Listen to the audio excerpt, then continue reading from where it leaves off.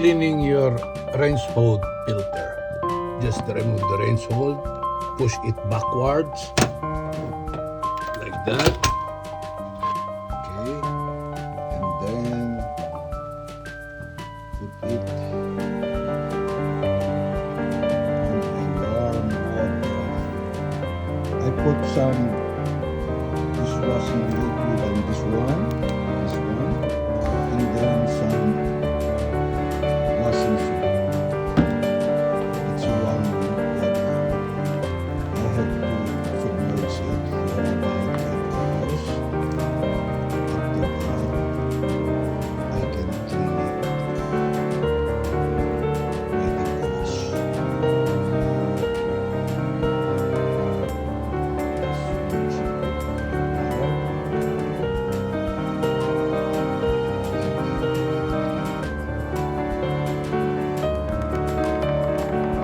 We have to check also the exhaust fan of the RangeHood if it's still working fine.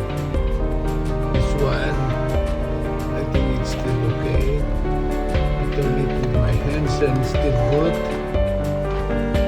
We can remove also some of this sludge here, so it will be a little bit clean.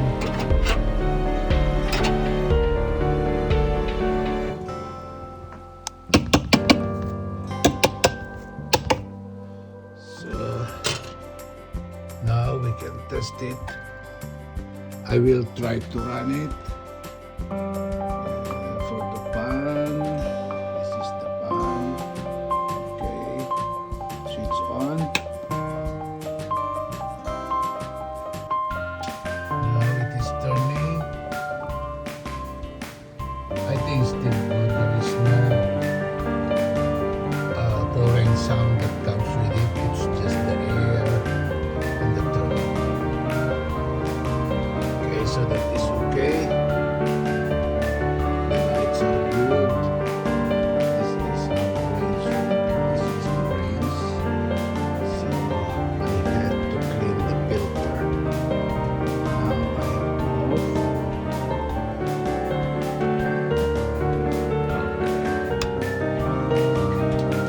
Now it's okay.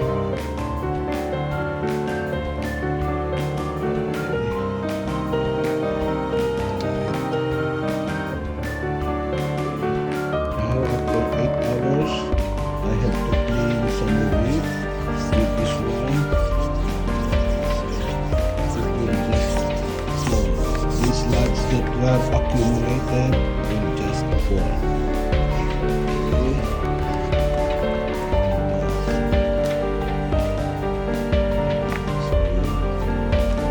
This is the outside layer.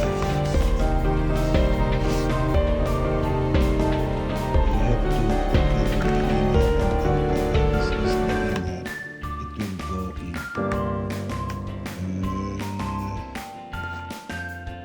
this is the outer. Okay.